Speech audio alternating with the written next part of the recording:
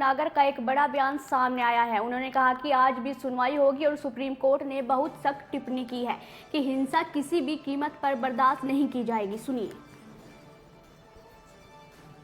Double supreme court में कल भी लंबी सुनवाई हुई, आज भी सुनवाई होगी और सुप्रीम कोर्ट ने एक टिप्पणी भी बहुत सख्त की है कि किसी भी कीमत पे हिंसा बर्दाश्त नहीं की जाएगी। बात भी सही है, क्योंकि जो पिछले दिनों 3 तलाक का मुद्दा है, जब प्रदर्शन करे, जब हिंसा करी, 370 पे पूरी चारों तरफ देश में आग लगाने की कोशिश करी, हिंसा कराने की कोशिश करी प्रदर्शन की आड़ में।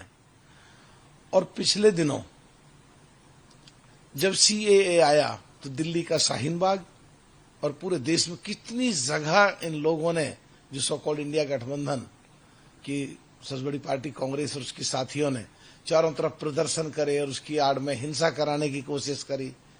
और वो तीनों के तीनों अमेंडमेंट,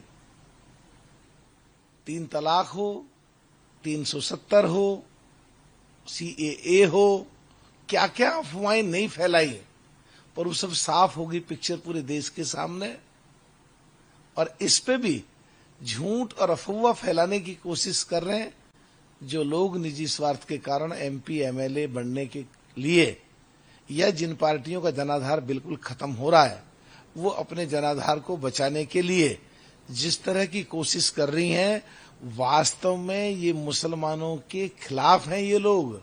क्योंकि पिछड़े मुसलमान, पसमंदा मुसलमान, गरीब मुसलमान, दलित मुसलमान जो पाकिस्तान हिंदुस्तान की बाउंड्री पे 1200 किलोमीटर के करीब हैं, जो शेड्यूल्ड ट्राइब्स में मुस्लिम आते हैं, वहां के जो गुजर मुसलमान, गुजर बकरवाल है, उन लोगों को अब न्याय कुछ मिलने की उम्मीद होगी।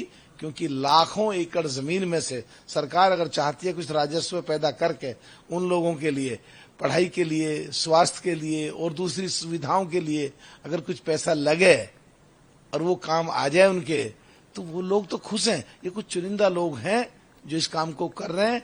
और आने वाले समय में जब पूरी पहले तीनों अमेंडमेंट की तरह इस पे भी साफ हो जाएगी पिक्चर, तो इन लोगों की स्थिति, सो कॉल्ड इंडिया गठबंधन और उसकी सबसे बड़ी पार्टी और कांग्रेस की साथियों की, और भी स्थिति ज्यादा खराब होगी आने वाले दिनों में। अरे बीएसएफ का काम है बाउंड्री पे घुसपैठ को रोकना। और जब ये अमेंडमेंट बिल आया था पार्लियामेंट में, मैं पार्लियामेंट में था, तो इन लोगों ने, सो कॉल्ड इंडिया गठबंधन की पार्टी के सारी पार्टियों ने उस बिल का विरोध करा था कि बीएसएफ नहीं होनी चाहिए। तो क्या ये चाहते थे कि घुसपैठ आराम से हो जाए? अब पता नहीं क्यों अपनी फेलियरिटी को, अपना प्रदेश संभाला नहीं जा रहा।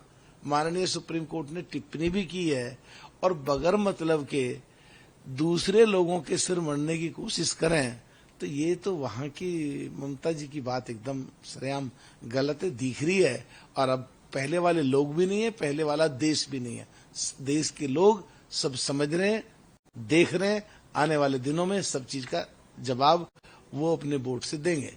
देखिए, ये देश संविधान से चलता है और संविधान के अनुसार एक संसदीय परंपरा है, और संसदीय परंपरा में संसद में जो कानून बनते हैं उसके हिसाब से सबको चलना पड़ेगा। चाहे कोई एमएलए है, चाहे कोई मिनिस्टर है, चाहे कोई बहुत बड़ा उद्योगपति है, चाहे कोई बहुत बड़ा ताकतवर आदमी है, कानून का सहारा सबको, कानून का सामना सबको करना पड़ेगा।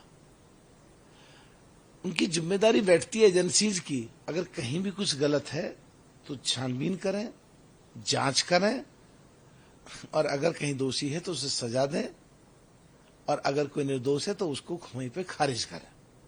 और जो कंसर्न लोग हैं उनकी जिम्मेदारी बैठती है अपने साक्ष्यों, अपने तथ्यों से वो अपनी बात को साफ स्पष्ट करें और अपने आप को निर्दोष सिद्ध करें, ताकि वो एजेंसियां उन्हें वहीं छोड़े।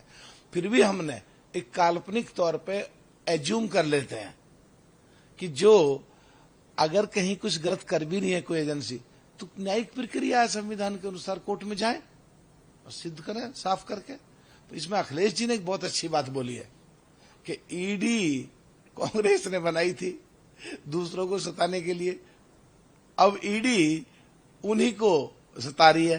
हालांकि एनडीए की सरकार, मोदी की सरकार किसी भी कीमत पे, किसी भी सूरत में बदले की भावना या द्वेष की भावना से काम नहीं कर रही है।